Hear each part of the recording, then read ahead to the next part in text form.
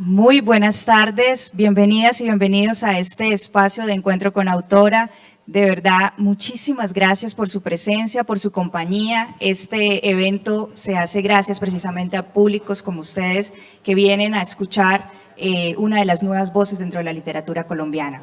Laura Cero estudió literatura en la Universidad Nacional de Colombia, es especialista en creación narrativa de la Universidad Central, promotora de lectura, escritora, directora del taller del programa Escrituras de Bogotá de IDARTES. Desde el año 2015 lidera el proyecto de biblioteca itinerante e independiente Bibliocarrito R4. Es autora del libro Viajes de Campo y Ciudad y, por supuesto, la obra que nos convoca hoy, La Paramera. Bienvenida, Laura. Hola, muchas gracias por la invitación. Buenas tardes a todos, gracias por estar aquí, es muy bonito, emocionante. Laura, te confieso que esta es una de las franjas que nosotros le tenemos más cariño dentro de la feria porque es una franja muy propia del programa de literatura, es BAN de Crímenes y Letras, es nuestro espacio de reflexión dentro del programa de literatura, espacio en el que leímos tu obra, fue una obra compartida con los estudiantes tanto de literatura como de derecho. Y pues bueno, acabamos de escuchar cuando empezamos a esta charla la canción de Edson Belanda, interpretado por Adriana Liscano, La Paramera. Y con esa canción se unen dos historias. Y esa es precisamente mi primera pregunta, porque tú al comienzo en la novela hay un pie de página chiquitito que dice que la novela debe su título a la canción La Paramera y quería saber cómo se encontraron estas dos historias. Bueno, no, es muy bonito, de hecho me emociona muchísimo estar acá, les estaba contando ahorita porque el prelanzamiento en virtual de la Paramera se hizo en septiembre del 2021, fue un conversatorio con Angie Gaona en el marco del Festival de la Tigra. Con el Bibliocarrito es una biblioteca ambulante, es como un Renault 4 chiquitico que se mueve por toda Colombia promoviendo la lectura y en el año 2018 empezamos a buscar tener un padrino que nos pudiera representar ideológicamente. Entonces, en esas conversaciones, pues le escribimos a Belandia y le dijimos, venga, nosotros queremos que usted apadrine el proyecto y nos ayude un poquito. Él dijo que era muy mal padrino, que no lo iba a hacer, pero que cayéramos al Festival de la Tigra. Finalmente sí es el padrino, aunque, bueno, ahí hay una historia bien bonita. Y cuando llegamos al Festival de la Tigra en 2019, en el festival antes de pandemia, yo estaba terminando de escribir el primer manuscrito de La Paramera. No tenía nombre, yo estaba como con un nudo en la garganta, venía de trabajar desde el 2015 estoy trabajando en el Sumapaz con cierta recurrencia, voy más o menos una vez al año para algún proyecto de escritura con diferentes veredas y tenía como ese nudo en la garganta. Han salido otros productos con las mujeres, hemos trabajado como en esa memoria, pero yo sentía que tenía ahí el nudito y estaba empezando a escribir ya mi ficción, mi de Braille le llamo yo, esto ya como volver ficción el asunto. Y en esa tigra, eso sería, no me acuerdo, como agosto, septiembre del 2000, o quizás antes, bueno, del 2019, se presenta Adriana Liscano con una banda que se llama La Ruda, Adriana Liscano y La Ruda, y yo escucho a esta mujer en vivo, escucho la Paramera y me quedo mirando, le digo a Arco Daniel, a mi compañero del bibliocarro, le digo como ya tiene nombre por fin la novela, ya tiene nombre. Entonces fue un poco así. Es muy loco porque en esta primera edición, claro, yo como que no pensé ciertas cosas y lo que yo tenía después, ya en ponle a finales de ese 2019, Edson va con Adriana a Bogotá a tocar un lugar que se llama Casa de Citas y ahí tengo la oportunidad de escucharla un poquito más clarita porque yo la había escuchado pues en medio del bullicio y con el festival ahí y la pude grabar. Entonces agarré mi celular y le dije a Arco como ayúdame, la grabamos rápido y eso me permitió transcribir la canción en el libro. Ya el libro sale editado, yo le comento a Belandia que la canción va a salir ahí, le pregunto si es de él o es de Adriana, que quién es el autor, que quién la escribió, un poco de la historia, pero sí siento que esa mujer se encarna mucho en lo que pasa en La Paramera, aunque sus peleas sean otras, pues digamos por la época son otras las batallas, pero a la vez son la misma, que es la batalla por la voz de la mujer y por la resistencia del territorio. Y lo primero que Belandia hace cuando abre el libro es buscar la letra y decirme que está mal transcrita. Y que yo, porque que si fue intencional que yo le cambiara lo que decía ahí, pero yo le dije, no, es que eso fue lo que yo escuché en la bulla. Entonces me dijo, pues que qué boba, que porque no le pedí que él me mandaba la letra bien. Entonces, bueno, ya para la segunda edición del libro, que pues afortunadamente le ha ido muy bien a la Paramera, le pedí entonces a Belandia, le dije, bueno, mándeme la letra bien y yo la paso bien en el libro y sale. Pero yo siento que es ese espíritu. O sea, yo veía a Adriana Lizcano como hablar de la resistencia de estas mujeres, eso de no se enamora de jeque ni ministro ni nada. Esa manera en que las mujeres asumen también los trabajos que son considerados masculinos, y yo dije, va por acá. Estaba pensando entre Paramuna, Paramera, pero ya cuando la vio me pareció increíble. Luego, estando también aquí en Santander, Brian Barichar, me dijeron que hay quebradas que se llaman las parameras, que son quebraditas que van bajando de la laguna. Eso me pareció fascinante. Entonces viene de ahí, y ya digamos que por consecuencia lógica, la protagonista de mi novela terminó siendo Adriana. Eso también fue como pues de aquí el tributo completo a esa gran familia. Y gracias por traer el nombre de Adriana, porque como ya sabrán, es una novela que va a reparar en el tema de las mujeres. La novela comienza con una mujer que tiene nombre y es Adriana. Sin embargo, el hilo conductor lo lleva otra mujer, la narradora, tallerista, que no tiene nombre. Y a uno le queda como la sensación, se sabe bien por la novela que son dos mujeres diferentes, no va a haber ninguna complicación cuando ustedes la lean de quién es el que está hablando, quién es Adriana, quién es la otra, no es ese tipo de ficción, pero como lectora a uno le queda la sensación que pareciera una misma mujer, como con dos características, una con nombre que es Adriana, que ya va de salida, y una sin nombre que va como apenas llegando al páramo. ¿Por qué esta sensación que nos deja ese personaje? Había un asunto con la escritura de la novela. Yo siento que cuando o sea, para mí la experiencia específicamente con la Paramera pasó por esa pregunta por la identidad narrativa. Yo necesitaba que mi narradora estuviera como en un momento en el que la identidad está medio diluida. Y yo creo que un momento clave en el que uno no sabe quién es en la vida, después de la adolescencia, que es un desastre, ¿no? En la adolescencia uno no sabe quién es ni para dónde va. Otro momento que es muy clave para eso es la maternidad. Es el momento en el que recién nace un hijo. En ese momento uno dice, ¿yo qué soy ahora? Porque no soy yo, ya no soy lo que era, ¿quién soy? Entonces, por eso ubiqué a la narradora como en esa coyuntura. Una mujer que estuviera en ese momento me permitía cuestionarme la identidad. Yo quería cuestionar muchas identidades ahí. La identidad campesina, estas personas, por ejemplo, que migran de la ciudad al campo, ¿no? Como estos neorurales. También la identidad de lo femenino. Y cuando, claro, todo eso se me mezcló, dije como, bueno, pues voy a necesitar otro personaje. Yo voy a necesitar un personaje que esté saliendo, porque si esto lo dejo solo en voz de esa narradora, esto me va a quedar como un poco monológico de alguna manera. Entonces dije, listo, vamos a buscar una persona que ya esté yéndose. Lo loco y lo que uno no se imagina, o sea, cuando en mi experiencia escritural ha sido bien extraño, fue descubrir que cuando terminé de escribir La Paramera, estaba tomando también la decisión de regresar a vivir a Bogotá urbana. Entonces es muy loco, porque si me preguntaran así como autobiográficamente, me sirvió de inspiración pensar en el momento en el que nacía mi hijo. O sea, imaginarme a la Laura de 25, 24 años que acaba de tener un hijo, fue perfecto para pensarme en esa narradora. Necesitaba que fuera un poquito más inocente, ingenua que yo 8 años después. Y lo loco es que Adriana se me convirtió en también, o sea, en la situación por la que yo estaba, de decidir regresarme a la vida urbana después de haber habitado durante 5 años larguitos del páramo también. Entonces empezaron a mezclar esas cosas. Sí creo que igual había una intención de sentir que había un relevo, de convocar o de profetizar un relevo entre una identidad y la otra, como que efectivamente la narradora terminara como insinuando que le tocó reemplazar a Adriana. Eso sí estaba como súper planeadito. Y esas dos mujeres son madres, y en la literatura colombiana contemporánea aparecen las voces de mujeres escritoras que están contando el tema de la maternidad, pero con sus claroscuros. Y eso pasa con estas dos mujeres. ¿Cuál es la necesidad tú como escritora de narrar desde este personaje, el que es si es mujer, pero también es madre. ¿Cuál es esa necesidad? ¿Por qué quieres escribir precisamente sobre este rol desde la mirada de la madre? Sí, yo siento que o sea, que me tocaba hablar de él porque con lo que te digo, las identidades se están diluyendo, uno ya no sabe qué le toca, la pregunta por qué lo mío queda.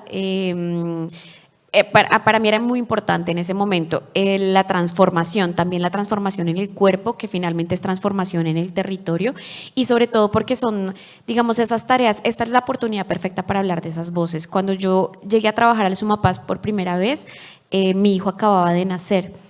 Y la sensación fue de por fin encontrar hermandad en esas mujeres campesinas con las que empecé a trabajar. Y entonces había un asunto ahí ligado a la crianza y al cuidado. Y siento que está todavía muchísimo por hablarse, o sea que menos malo, creo yo, percibo que en nuestra época estamos saliendo como de esa visión digamos, romántica de la maternidad, que somos muchas las mujeres que estamos hablando de esas otras maternidades que son difíciles, pero que además es una invitación sobre todo a decir esto que es nuestro tema y que es el tema femenino, tiene que empezar a verse como parte de la literatura normal, más allá de una literatura de mujeres, sino porque es un gran tema. Hace unos días estaba hablando con un compañero, yo ahorita estoy terminando mi maestría en escritura creativa también, como que dije ya voy a regresar a la zona urbana a hacer eso y él me decía que le producía mucha curiosidad la dificultad que tienen los hombres para hablar de su paternidad desde el cuidado. Siempre la paternidad o esa visión como del padres hijos se ha visto marcada desde lo masculino como por el asunto de matar al padre y unos resentimientos ahí todos como medio ya, no sé, supérenlo, han pasado como 3 milenios, ¿no? Entonces, y en cambio, en lo femenino está un asunto que tiene que ver más con el cuidado, con el afecto, con el llevar memorias. Entonces, una maternidad que también tiene que ver con el cuidado de la memoria, con lo que se cargan las emociones.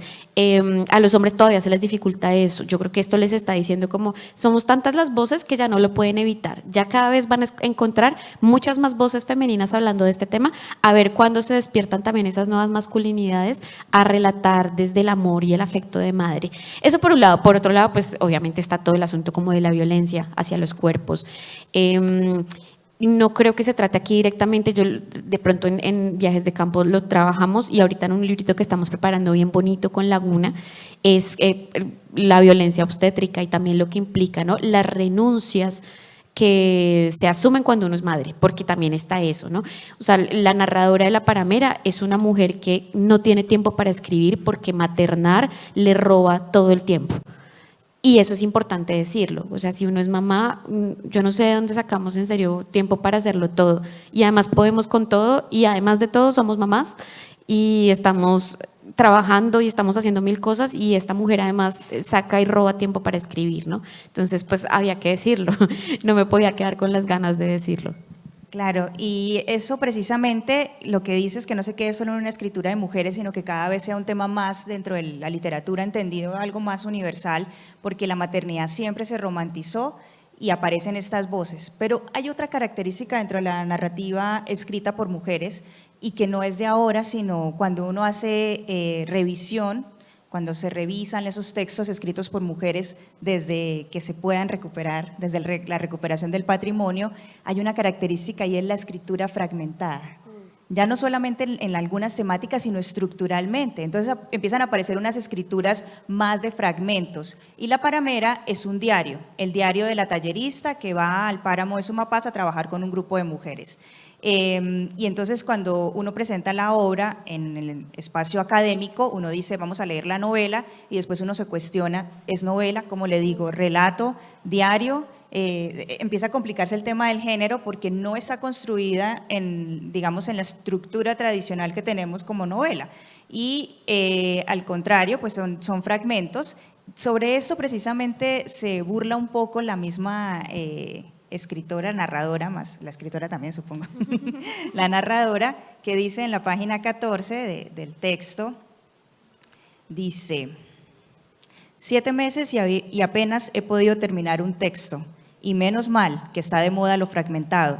así es mi vida, retazos de lo que debo hacer y otros más, propios o ajenos, que son lo que voy juntando de cualquier modo. Entonces se va burlando como que es una moda. Pues cuando uno hace la revisión, no, las mujeres casi siempre escribieron fragmentado para poder ir publicando de a poquito porque les tenían vetado eso, pero pareciera que ahora es una moda. ¿Por qué conservar esa estructura fragmentada? ¿Qué efecto quieres lograr con esta estructura? Pues creo que tiene que ver con… Bueno, la novela por un lado permite esto, o sea, yo creo que no hay género más libre que la novela, o sea, yo le llamo novela porque uno todo lo que no sabe cómo se llama en estos tiempos, cosas no lineales, eso cabe dentro de novela y la novela creo que es por eso que es tan hermosa. Ahora, yo venía a escribir un diario que sí, digamos que tiene ese pacto, le juega el pacto de autenticidad, le juega a ser autobiográfico, la narradora, la autora y la protagonista coinciden, se llaman Laura, todo el rollo. Pero cuando yo llegué a La Paramera, lo que hice fue como una ampliación, convertí como esas entradas de diario, que es un formato que ayuda mucho porque digamos que estructuralmente simplemente te tienes que guiar por el inicio, el nudo y el desenlace, es algo muy clásico, es como la cronología te dicta la estructura y te dice, listo, pues entrada 1 tal día, entrada 2 tal día, sale. Me enfrenté aquí al reto de dejar entrar aún más voces. Yo creo que el diario, o sea, digamos que el género del diario, el género autobiográfico, por más diario que sea, y esto lo hablamos hace unos días nada más con otra diarista que me encanta, una gran amiga que se llama Jessica Chiquillo, de Barranca. Ella tiene un diario de bibliotecaria, entonces nos ponen a veces a conversar a las dos sobre diarios. Y es lo loco, es por más autobiográfico que sea, no quiere decir que solamente tenga una visión, o sea, no te está mostrando solamente un enfoque. El diario, la estructura del diario te permite una libertad impresionante. Cualquier diario finalmente es un ejercicio donde no estás obligado a contar lo que va sucediendo paso a paso. Cuando tú lees el diario de cualquier escritor, sabe que es un ejercicio, una cosa que es más bien producto del tiempo que producto estético. Y entonces tú le metes, qué sé yo, una conversación, una nota, un pensamiento que ni siquiera te está diciendo dónde estás parado. Los diarios son completamente libres también en cuanto a contenido. No sé, el diario de Kafka tenía pedazos de sus cuentos, borradores, tenía noticas varias. A mí me gusta, por ejemplo, yo llevo agenda, está llena como de recorticos, de dibujitos, de cositas, bitácora.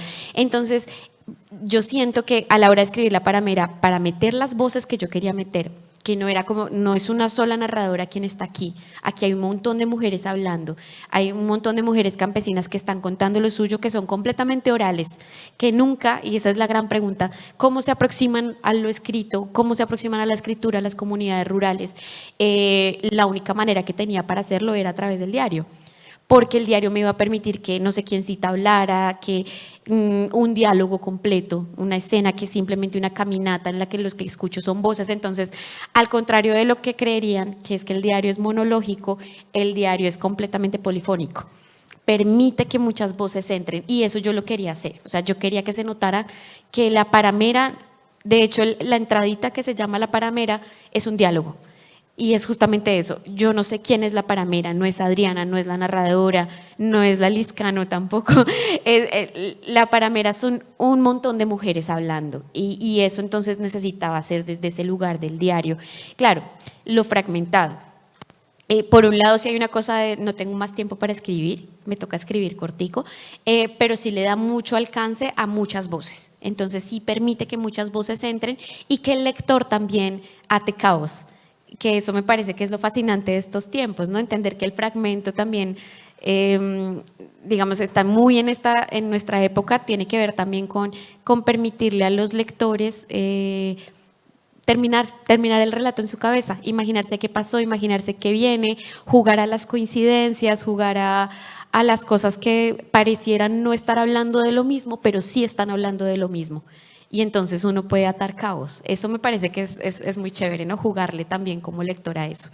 Claro, y estructuralmente la novela es hermosísima. Narra el día de las mujeres en el páramo y comienza con salir al amanecer, prender la estufa, ordeñar la vaca. Esto que les estoy leyendo son las entradas a los capítulos, digamos, echarle el maíz a las gallinas, limpiar la huerta, así todo el transcurso del día, prender el tabaco ya hacia el final de la tarde y mirar a la montaña. Así va a terminar, tiene un índice, porque precisamente la novela ocurre en un día.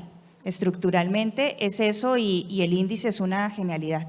¿Cómo surge esta suerte de índice? ¿Cómo te imaginas estructurar la novela en esos momentos del día a día de las mujeres en el páramo? A mí me fascinan las listas me gustan mucho, sí, o sea, me encantaría poder escribir y bueno, el ejercicio, por ejemplo, hacer poemas lista me parece que es lo máximo, ¿no? Como momentos bellos y empezar la enumeración y eso sale poesía de una vez, es muy bello, o momentos dolorosos o no sé, lista de cosas que remitan a la fragilidad, por ejemplo, entonces cáscaras de huevo, uñas quebradas, cabello tieso, no sé.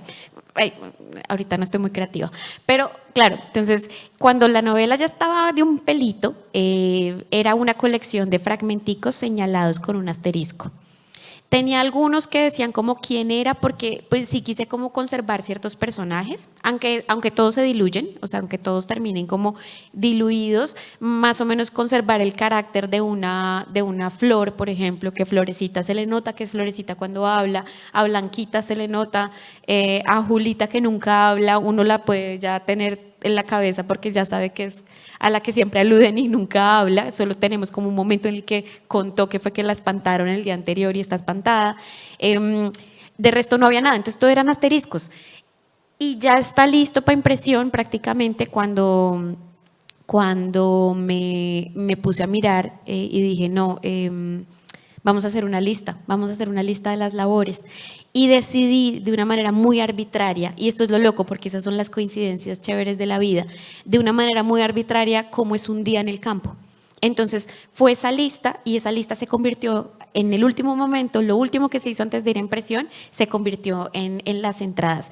Ahora, por esas mágicas coincidencias, uno a veces dice, este capítulo se llama Prender la leña y aquí literalmente se está prendiendo la leña. O asar las arepas tiene que ver con algo que finalmente tiene alguna conexión con el hecho de que se estén asando unas arepas en ese momento, que las arepas, aquí es muy triste porque siento yo, ¿no? Como con el tiempo lo he visto, que asar las arepas estaba muy relacionado con los momentos, por ejemplo, de violencia sexual. Y eso fue como esas cosas, como esas coincidencias. Entonces sí fue lo último que ocurrió ese listado y había algo que yo sí quería que fuera recurrente. Por un lado está como el asunto de que ese último momento que le robamos las mujeres al día es el único momento para pensar. Como para mí era en ese momento en la narradora el único momento para escribir, ese prender un tabaco y mirar a la montaña era quizás el único momento de introspección que podíamos regalarnos las mujeres, que podemos regalarnos. El día no nos deja, estamos resolviendo y resolviéndole además la vida a los otros. Nos la pasamos en eso a mí me toca resolverle al hijo, resolverle al exmarido, resolverle al marido, resolverle a los papás. Uno le tiene que resolver a todo el mundo y no tiene tiempo para uno. Y llega ese momento de que me lo he luchado, que me lo he batallado del tabaco para prenderlo y mirar a la montaña. Entonces, esa última entrada quizás es la única labor que no es labor, sino que es como el ritual, el asunto ritualístico más bien. Y claro, pues tenía que entrar ahí. Luego me di cuenta que yo había anunciado esa lista. En una entrada que está como, no sé, creo que es el segundo o tercer fragmento, la narradora está contando que todas están escribiendo su diario, pero que muchas no escriben. Y que Adriana hace una lista de las labores que luego se le queda inconclusa porque tiene que resolver cosas, pero que empieza con asar las arepas. Pues levantarse al amanecer. Entonces, de alguna manera, esa lista de Adriana quedó anunciada y esa lista es el índice. Entonces, puede ser que esto lo haya escrito Adriana. No sé, es un juego ahí. No, es maravilloso, de verdad que vale la pena que ustedes revisen cómo de ese elemento que parece simple, ahí está la esencia de esa novela y también cómo lo va guiando a uno en ese día a día. Y precisamente lo fragmentado, como decías, a veces es porque no queda tiempo. A veces es la dificultad de hablar y tienes un epígrafe de Juan Rulfo, que dice: no decimos lo que pensamos, hace ya tiempo que se nos acabaron las ganas de hablar. Y entonces se nos convierte la escritura en el mecanismo para poder hablar lo que hace tiempo no somos capaces de decir. Yo te quiero invitar para que nos leas el párrafo final de la página 49, en donde hay una reflexión maravillosa sobre la escritura. Y digo maravillosa porque esto precisamente fue lo que nos llevó a escoger esta novela para trabajar tanto en el programa de Derecho como en el programa de Literatura, cómo la escritura se nos convierte en un mecanismo para hacer memoria y la importancia de escribir para que las memorias de las personas que no han podido hablar, que no han podido decir nada, de las que no sabemos nada, encuentren un lugar, un espacio en la historia nacional al menos. Que si creo en esto, me pregunta la profesora Nueva. Creo firmemente en que vale la pena luchar por la memoria frente a tanta violencia. Amo mi labor, es todo lo que tengo, esperanzas. Creo que es importante que haya gente que se dedique a ver y hablar de lo que pasa acá. Y también creo que es una tarea de recuperación de la memoria y que sin ella muchos de los crímenes que aquí han ocurrido quedarán en la impunidad y el olvido. Creo que la educación es la salida y el único camino. Creo que el derecho a leer y escribir es un derecho que hemos tenido que conquistar y una lucha que viene de los tiempos de Erasmo Valencia. Creo que la escritura es una herramienta para la construcción de la paz y que apropiándonos de ella podremos hacer que todos los demás derechos del campesinado dejen de ser aspiraciones y se concreten en la realidad. Lo he visto. Creo que el Sumapaz es un emblema de la organización campesina en el país, un ejemplo de persistencia admirable y que si no desistimos, esto tendrá razón de ser. Sobre todo, creo que me ayuda a pensar en otra cosa que no sea mi vida y en quizás cuánto tiempo me he perdido de la vida de mi hijo desde que estoy acá. Tal vez porque yo también creo que es en los escenarios de educación, si no es en la universidad en donde nosotros hacemos estos ejercicios de hablar de eso que está ahí, pero pareciera que no queremos hablar más, el tema del conflicto. Si no es en el escenario académico, nosotros que tenemos el privilegio de estar en espacios para poder debatir sobre esto, y también creo, como la escritora, en este caso Adriana, la que está hablando, creo al igual que Adriana, que es en la escritura donde va quedando la memoria, donde van quedando nuestras huellas del paso por el territorio. ¿Y a ti cómo te surge esta idea de la escritura como construcción de memoria?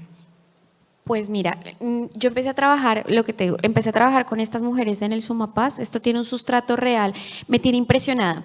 Hace más o menos 2 años, al tiempo que septiembre de 2021, se hace 2 años, ¿cierto?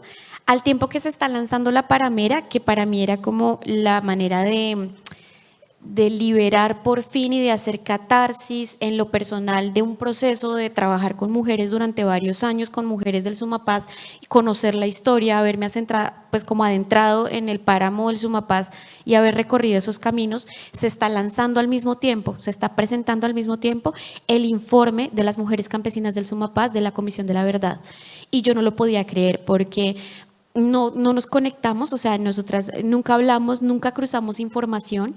Lo que yo hice fue depurar historias que había escuchado, reescribirlas, pero también reinventarlas, mezclarlas con cosas que son como, ¿cómo decirlo? Como tan típicas y tan normales que estén pasando que duelen, porque, por ejemplo, hablemos del abuso que se vive generación tras generación y de cómo, por ejemplo, hay tanto abuelo, padre que ha abusado de sus hijas y de sus nietas, ¿no?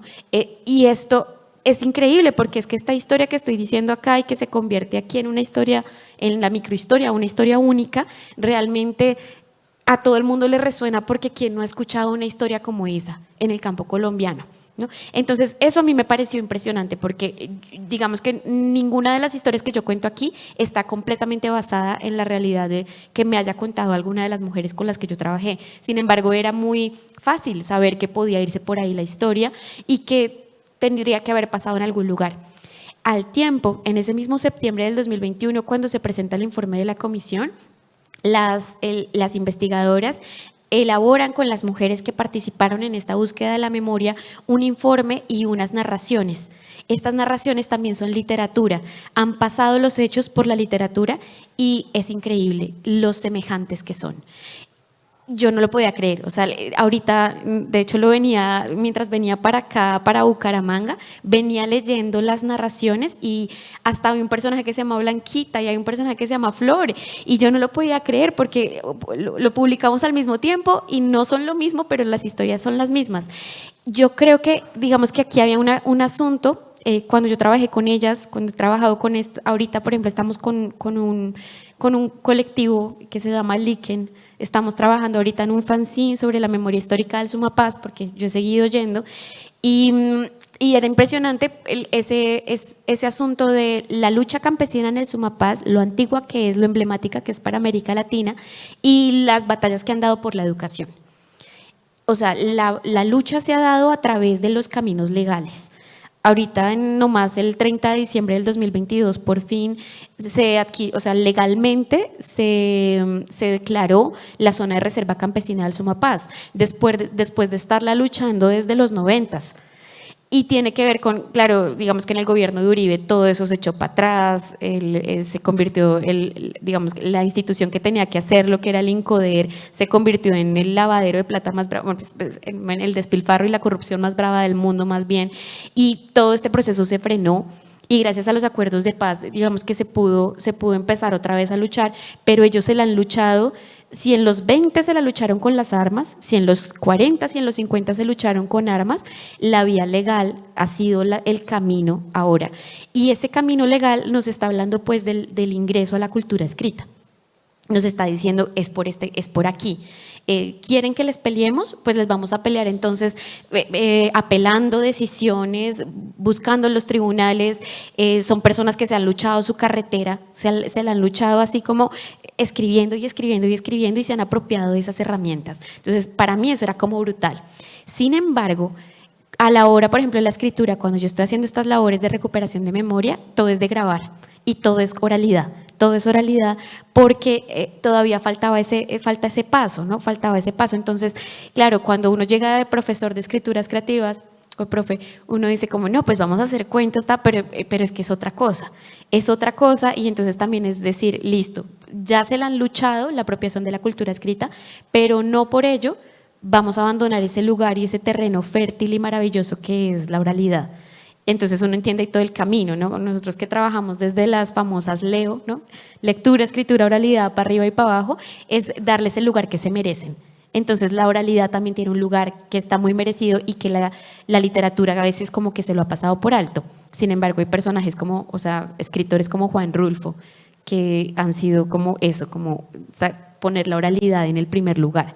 Creo que por eso fue que, yo recuerdo que terminando también la Paramera, releí El Llano en Llamas, los cuentos de Rulfo, y fue como, no, este tipo ya lo hizo todo. Sí, yo aquí quebrándome la cabeza tratando de escribir cómo escribiría y cómo hablaría una mujer campesina, y este hombre ya lo tiene súper claro. Entonces fue como mi santo patrón en ese momento. Entonces ahí está eso, son como reflexiones que igual siguen alimentándose.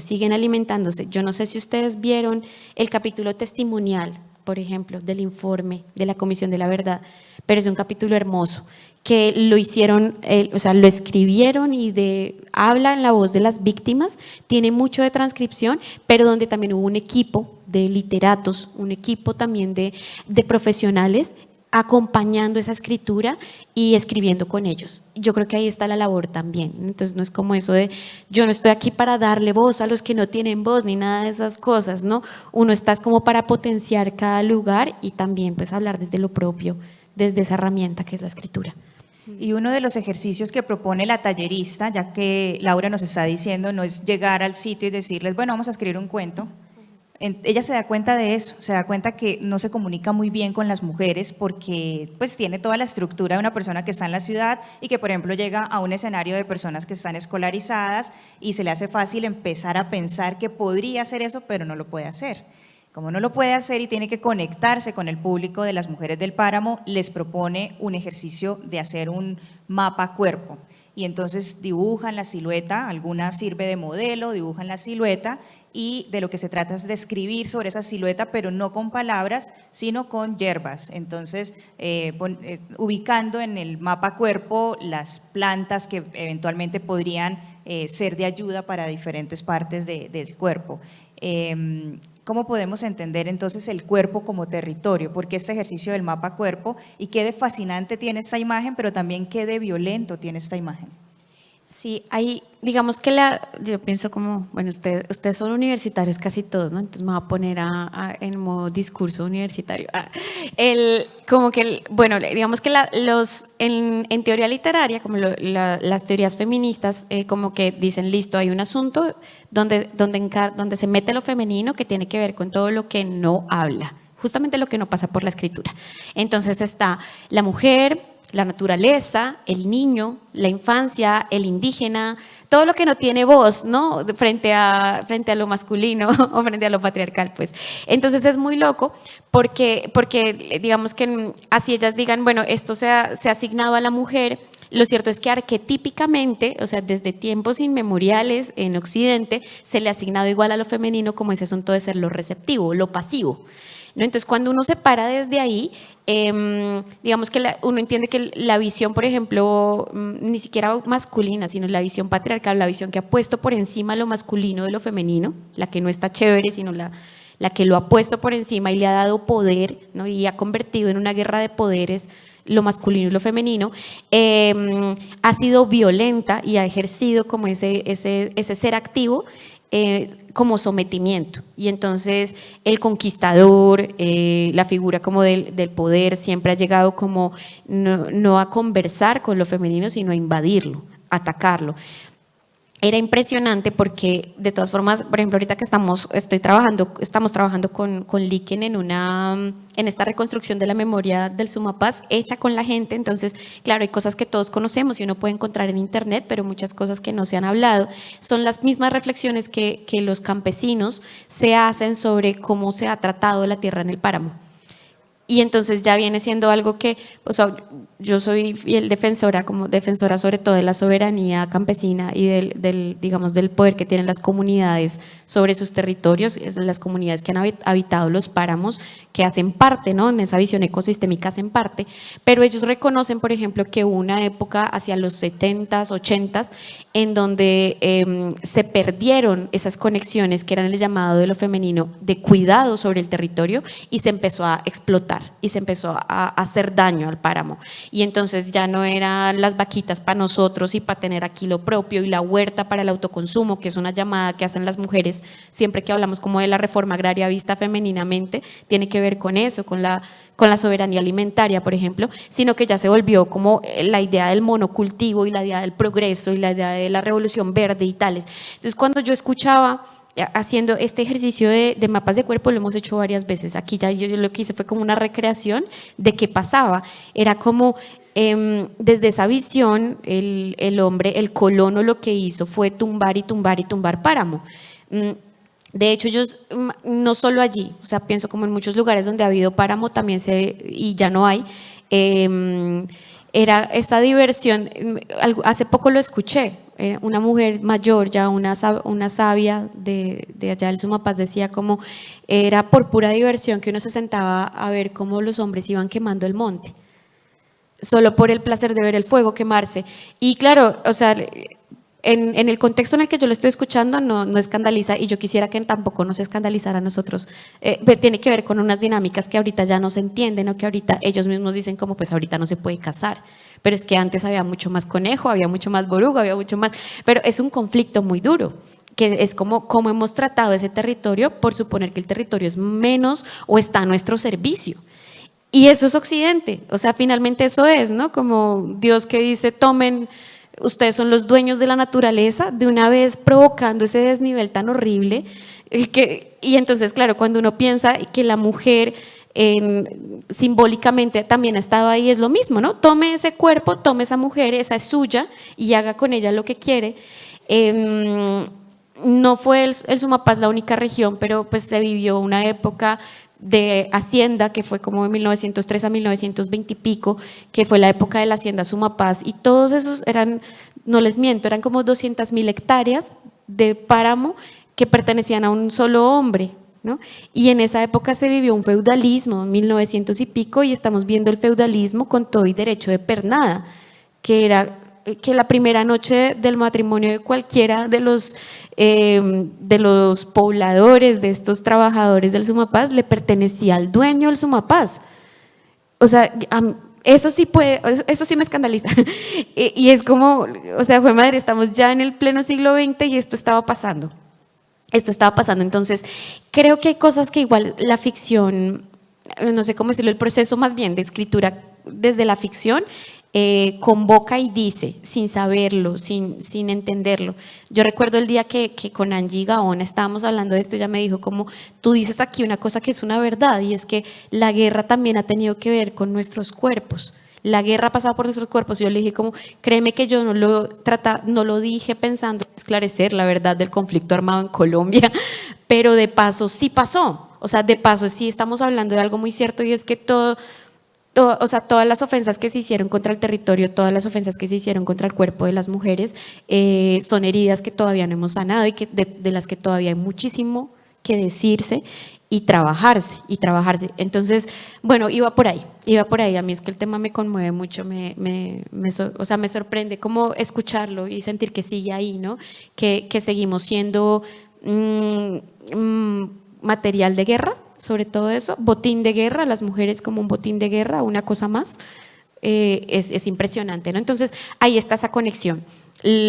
Finalmente la metáfora quedó planteada como ese sumapazo, ese páramo también como un cuerpo de mujer que ha sido arrasado muchas veces y que también es muy difícil de descubrir otras tantas, ¿no? Que es inexplorado también, como ha sido inexplorado siempre por el hombre, ¿no? Como que no ni siquiera sabe cómo es un cuerpo femenino realmente. Entonces, bueno, ahí quedó, qué pena, me alargué, me exalté, pero es que me escandalizo siempre. Es que precisamente esta novela que tiene algunas imágenes del conflicto, no lo hace como algunas otras que reparan hechos históricos puntuales sobre el conflicto, con fechas, esto sucedió acá, pero las imágenes de violencia del conflicto y derivadas del conflicto o derivadas de una sociedad que ha estado inmersa en el conflicto, asoman constantemente, y son menciones que no se desarrollan. Por ejemplo, hay una mención clarísima del cuerpo de no sé cuántas mujeres guerrilleras asesinadas y tiradas por ahí, y la gente de eso no habla. Pero asesinaron solo las mujeres, porque no era cuerpos de combatientes hombres y mujeres, sino solo mujeres. Había ahí un odio particular, y por eso el estudio de hablar del conflicto con esta diferencia de hacerlo en temas de género es porque el conflicto ha impactado de manera particular el cuerpo de las mujeres, y las mujeres son buscadoras de cuerpos, las mujeres son quienes están haciendo en parte esa recuperación de tejido. Y Laura nos contaba de esa situación denominada derecho, que no es un derecho, de ese mal llamado derecho a la pernada, que el gamonal se reclamaba la primera noche de bodas de las mujeres que se casaban dentro de sus tierras, que eran como cuerpos que pertenecían a este gamonal. Pero también hay otra mención de violencia, y es el ritual del cuzumbo.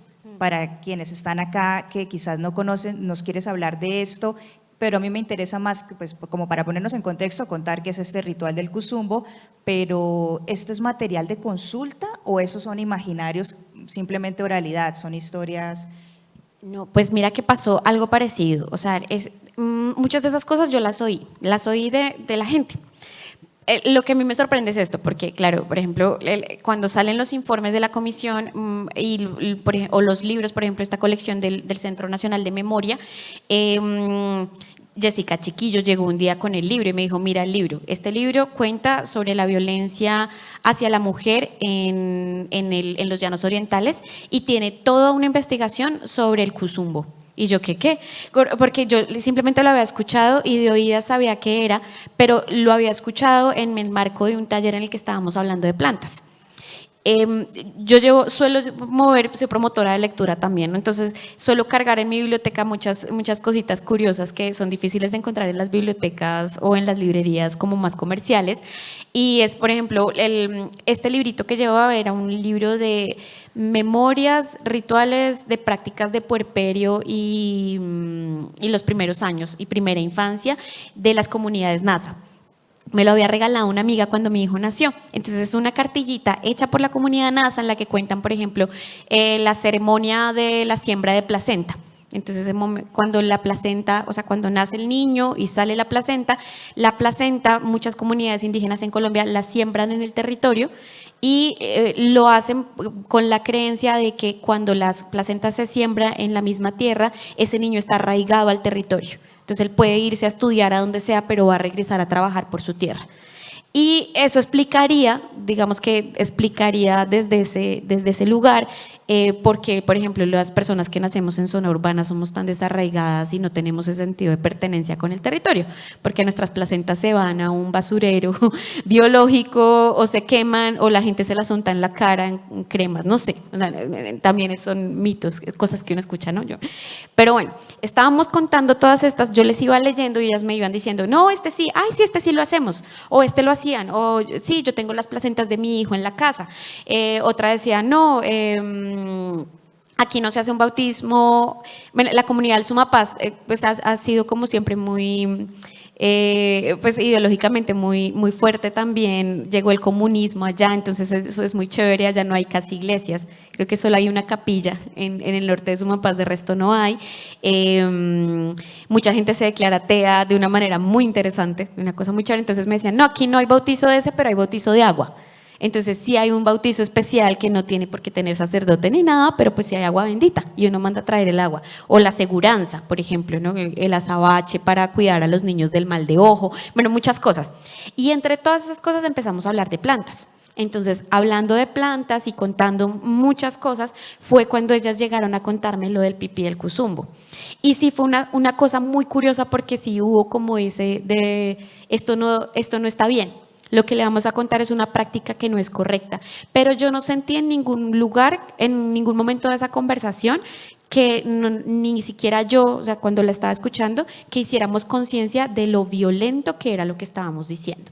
Entonces, ¿qué se hacía? El huesito del cuzumbo, que es un animalito, es el cuatí, se raspa ese huesito y ese huesito es como una especie como de burundanga animal. Entonces se echan las bebidas y las mujeres se pueden someter muchísimo más fácil, ¿no? Entonces un hombre puede sacarlas en una fiesta, es drogarlas, ¿no? Drogarlas para poder abusar de ellas. No, pues yo quedé así también como wow. Pero en ese momento era un docudato más. Y eso es lo impresionante, que tú estás recogiendo información y es como un dato más de otras cosas y es ya cuando llegas a la casa y estás transcribiendo que dices, juepucha. O sea, esto es esto es violencia, ¿no? Esto es violencia bravísima contra la mujer. Luego entonces eso pasó. Jessica llegó y me dijo, mira, el informe del Centro Nacional de Memoria cuenta de muchísimas mujeres que fueron abusadas con esa técnica. Entonces ya fue como, no es un mito, ni es una broma, ni es un chiste, sí es una práctica que fue prohibida. Ahora, por ejemplo, y voy a meter ahí como el picante, porque esas prácticas fueron prohibidas en la época en la que la guerrilla fue la autoridad en el territorio. Tiene que ver con que pues, cada guerrilla es diferente, o sea, la guerrilla fue una cosa muy diferente en cada lugar del país, en cada región. Y en el páramo del Sumapaz, la guerrilla fue una autoridad bastante digamos, bastante bien recibida, porque hacía cosas muy bacanas. Por ejemplo, con respecto a los derechos de la mujer, los promovió. O sea, sí hubo como promover la participación femenina en muchos espacios de decisión de la misma comunidad, donde la guerrilla pues daba como una especie de supervisión o última palabra. Pero ya digamos que había por ahí un avance mucho más grande. Se prohibieron este tipo de prácticas. De esa misma época, por ejemplo, tengo una crónica también, una de esas microhistorias dentro de la historia, de una amiga que ella es actriz de teatro, ya una mujer mayor. Cuando yo le conté que trabajaba en el Sumapaz, ella me dijo, no, pues imagínate que a mí me tocó, una vez nos invitaron a presentar una obra de teatro allá, y llegando al territorio, llegando ya a la vereda donde estábamos, nos pararon y nos dijeron que antes de presentarnos teníamos que hablar con los comandantes. Y pues entramos en pánico porque fue como así nos van a poner a hablar con comandantes de la guerrilla, nos puede pasar cualquier cosa. Entonces todo el grupo de teatro se sienta y los comandantes les dicen, bueno, ustedes que son artistas y saben lo que hacen y saben que a través del teatro podemos promover también la educación en la comunidad, necesitamos que de alguna manera, en lo que sea su obra de teatro, sea ficción o lo que sea, ustedes por favor, transmítanle a la comunidad el mensaje de que los hombres dejen de golpear a sus mujeres. No sé cómo lo van a hacer, les dijo el comandante, pero necesitamos que ese mensaje quede dicho. ¿Listo? Muchas gracias, señores artistas, sigan y hagan lo suyo. Entonces, fíjense que eso es bien curioso, ¿no? Como que yo creo que es importante que veamos todas las caras de esta historia. Entonces, bueno, nos informan que nos quedan 5 minutos, pero yo Ay, quiero qué carrete. 2 preguntas que no quiero dejar pasar. Una es que sí, esa es una historia de mujeres, pero hay un hombre, hay un personaje masculino y siempre le preguntan a los escritores hombres que cómo hacen para meterse en la psiquis femenina y hacer el personaje femenino. Y yo ahora le pregunto a Laura, ¿cómo haces para meterte en el personaje masculino y un hombre? Esto es una cosa que casi no pasa, ¿no? Este hombre no habla. Es un hombre mudo, o sea, es una cosa totalmente contraria a lo que estamos acostumbradas. ¿Cómo se mete uno en ese personaje? ¿Quién es Rubén? Cuéntanos rápidamente. Pero antes de despedirnos, yo sí quiero que ustedes queden conectadísimas y conectadísimos con Laura y que Laura nos cuente bien en qué proyecto está trabajando ahora y cómo hacemos para conocer más de la obra, de tu obra. listo, no, pues precisamente porque yo no me metí en la psique del man, fue que logré el personaje, porque yo dije, no, pues ya han hablado mucho y realmente Rubén no encarna a un hombre, sino como a una especie de ser violento. O sea, y tampoco era que lo quisiera hacer como una caricatura, porque no es eso, es simplemente que es un ser lleno de silencios, que solamente hay cuerpo en él, solamente hay cuerpo y olor en él. Entonces dije, pues no lo voy a bordear y me voy a dar el lujo de que justamente no lo voy a poner a hablar, no quiero que hable. Creo que él dice como unas líneas al final que además son pesadísimas, justamente como las líneas de la violencia están en lo que él dice. Eso es súper primitivo, por decirle así, esa sería la palabra, pero tocó así. O sea, tocó así, dije como yo no le voy a permitir, además porque no tiene mucho que decir. Entonces dejémoslo ahí mejor, dejémoslo ahí calladito y que haga lo suyo. Félix, que es el esposo de la narradora, digamos que conocemos un poco más de lo que él conversa con ella, pero sí, los hombres, cero. Entonces, la experiencia de los hombres leyendo La Paramera es bien curiosa, pues depende de yo no sé, pero cómo les vaya a ustedes leyéndola, a los hombres que están aquí, si se acercan a La Paramera, pero es impresionante que miren todos los temas que hemos dicho, está la violencia, está la historia del páramo del Sumo Paz, están las plantas, están un montón de saberes y los hombres se quedan siempre con la leche, con el asunto de la lactancia. Y es como que siempre me dicen, uy, pero es que eso es pura lactancia, ¿no? El drama de la lactancia, porque efectivamente hay algo que es figurado y también es metafórico, que es como que, claro, como esta narradora está en sus primeros meses, el polo a tierra o el leitmotiv de La Paramera es cuando a ella se le llenan los senos de leche y tiene que ordeñarse. Entonces era como una manera de llegar al asunto también de la vaca y la mujer y la vaca y el ganado y la ganadería también y el aprovechamiento de la vaca. Entonces, con los hombres es muy loco porque yo no sé, como que les impacta resto la lactancia. Entonces, ahí debe haber algunos asuntos. Pero no la violencia de Rubén, efectivamente. Entonces, que Rubén sea violento es algo que se pasa derecho, de largo. De hecho, yo lo he comentado en otros conversatorios, fue muy loco. Una mirada, por ejemplo, claro, como aquí no hay narradora ni nada, la gente cree que es autobiográfico, entonces suelen preguntarme si Rubén existió y si yo tuve alguna escena así como erótica o sexual en el páramo con un hombre campesino y yo digo, no, todavía no me ha tocado, quién sabe, pero lo loco es que esa escena es un encuentro erótico consensuado, suele escandalizar más que una violación, que es lo primero que ocurre en la novela. Y eso es impresionante, ¿no? Como suele quedar, como, ¡oh! ¿Qué pasó acá? Cuando realmente no nos duele la primera escena de la novela, que es por completo una violación. Bueno, entonces, La Paramera es mi primera novela publicada. Yo venía a publicar como un diario, que también si lo quieren mirar por ahí pues yo le tengo mucho afecto, ahora creo que es una gran ficción, pero en ese momento fue como muy real, que se llama Viajes de Campo y Ciudad, que es el diario de los 3 primeros años de la biblioteca ambulante, del bibliocarrito. Entonces tiene como relatos de viajes por Cundinamarca y por Boyacá. promoviendo la lectura con una colección de 400 libros. También, digamos que ahí empezó la pregunta por lo rural. Ahorita estoy trabajando en algo más, digamos, más ensayístico, es como ensayo-ironía, sobre la palabra maridaje. Estoy como encarretada con ese rollo, como el maridar como combinación de sabores, que ahorita está muy de moda con MasterChef y esas cosas, ¿no? El maridaje, pero también el asunto del marido y el rol del marido en la literatura.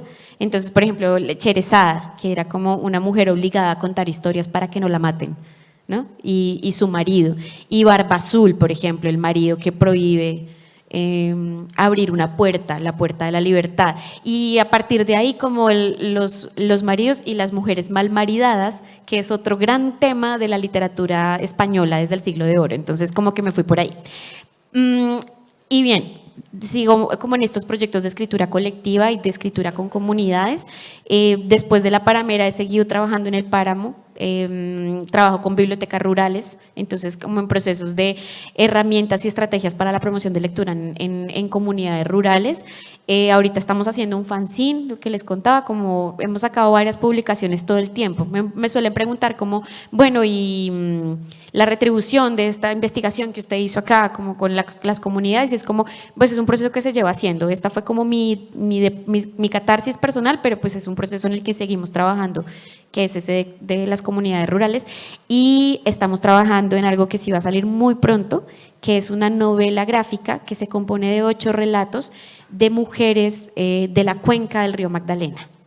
Es un proceso muy bonito que también es colectivo. A mí me gusta mucho, siento que estamos en una época de lo fragmentario, del compostaje, de ese poner a macerar ingredientes, y de lo colectivo, que son épocas para trabajar en grupo y de escribir a muchas voces. Entonces estamos haciendo 8 relatos desde el Páramo hasta la desembocadura del río Magdalena, basados en 8 historias de 8 mujeres campesinas. Entonces es bien bonito, somos 3 guionistas, 5 dibujantes, todas mujeres, excepto el editor. Y ya, de resto, pues, en esas andamos. Laura, muchísimas gracias, de verdad, un aplauso para estas nuevas voces. Muchas gracias. Yo sé que el tiempo se agotó, ya hicieron todas las señas de que se agotó, pero al menos, no sé, los organizadores me dirán una pregunta del público, al menos una, por si alguien quiere preguntarle algo a Laura. No. Ay. Porfis.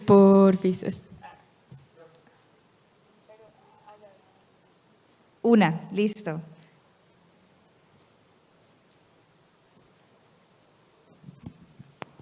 Qué pena, y eché mucha carreta, lo siento.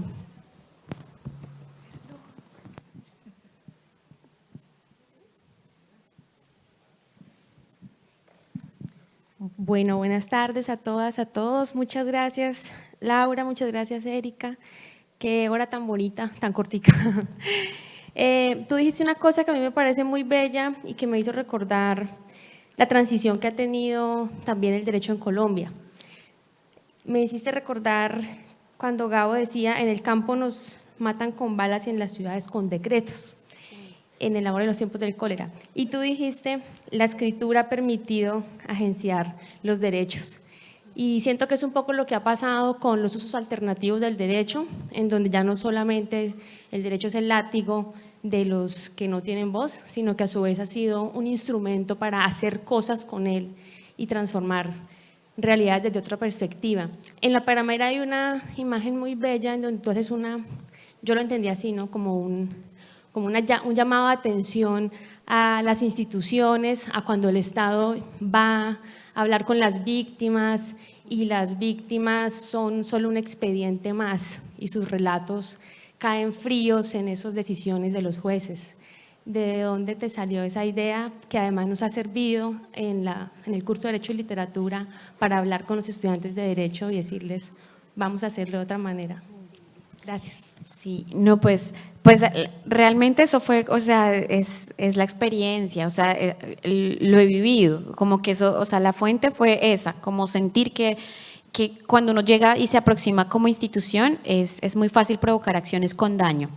Ahora, yo todo esto lo he aprendido porque tengo amigos antropólogos, porque yo soy literata. A mí trabajar con comunidades fue como ir entendiendo con la experiencia metodologías de acercamiento. Entonces, me ha servido mucho trabajar con investigación, acción participativa, trabajar eso, como entender qué significa una acción sin daño, cómo se aproxima uno a una comunidad, cómo no revictimizar. Y claro, lo quería ver ahí plasmado, porque sí me parecía muy loco como mucha gente llega a ejecutar. En el páramo del Sumapaz, las instituciones han venido llegando, ya hay una sobreoferta impresionante y ellos son, o sea, su dignidad es maravillosa. Entonces ellos se paran y dicen, como no queremos ese taller, se largan. Y hay algo muy chévere, frente a muchas localidades urbanas de Bogotá donde no sé, como que se está todo el tiempo, son economías subsidiarias, todo es subsidio, incluso en la vereda donde yo vivía, la gente la movilizaba, era el mercado que les llevaban. En el Sumapaz no. En el Sumapaz ellos toman decisiones y saben determinar muy bien qué quieren y qué no. Entonces, para mí esa situación, lo que yo llamaría la dignidad campesina, era algo que quería mostrar mucho, como que no puede llegar uno a hacer lo que se le dé la gana, que todo tiene que tener también su derecho y su respeto. Entonces, es eso. Bueno, muchísimas gracias por su compañía, muchísimas gracias por la participación y quienes quieran conocer del libro de Laura Cero La Paramera es de Laguna Libros. Si en la muestra editorial no la encuentran, Laguna tiene un servicio maravilloso en línea donde pueden conseguir la novela. Quedan con esa invitación a conocer este que es el páramo más grande del mundo y del que parece que no sabemos casi nada. Nosotros acá mismo en Bucaramanga estamos muy cercanos al tema del páramo, pero casi siempre son relatos que nos quedan como que si uno no se interesa, realmente no sabe. Entonces, pues bueno, queda la invitación y sigan disfrutando de la feria. Que estén muy bien y feliz tarde. Muchas gracias.